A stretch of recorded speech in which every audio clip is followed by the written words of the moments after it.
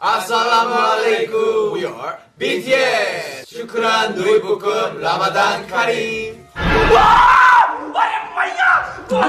Assalamualaikum. Assalamualaikum. Sawadika.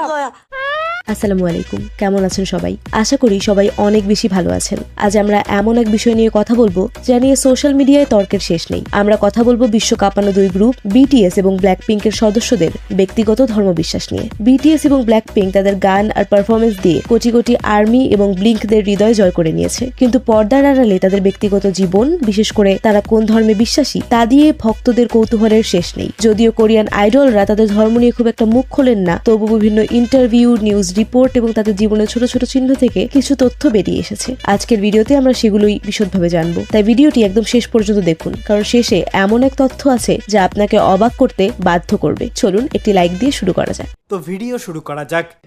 শুরুতেই কথা বলবো বিটিএস এর লিডার RM কে নিয়ে।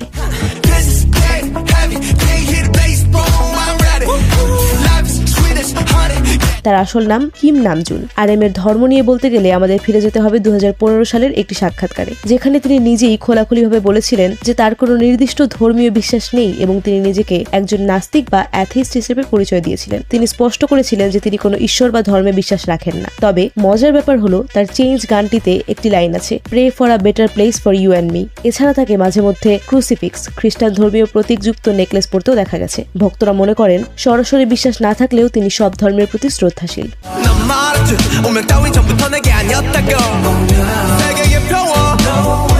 এরপরে আসা যাক ব্ল্যাকপিঙ্কের রানী জেনির কথায়।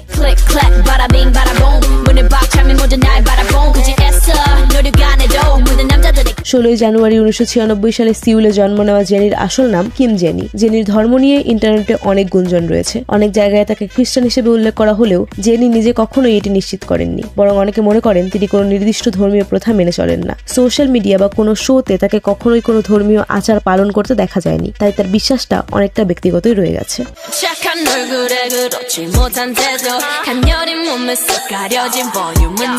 এরপর রয়েছে বিটিএস এর সানশাইন জে-হোপ।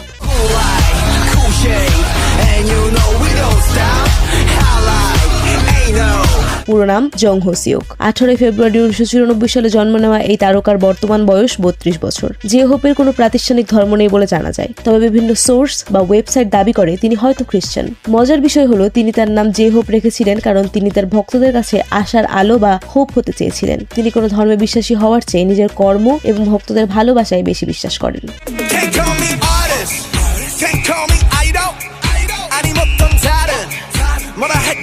তালিকায় এরপর আছে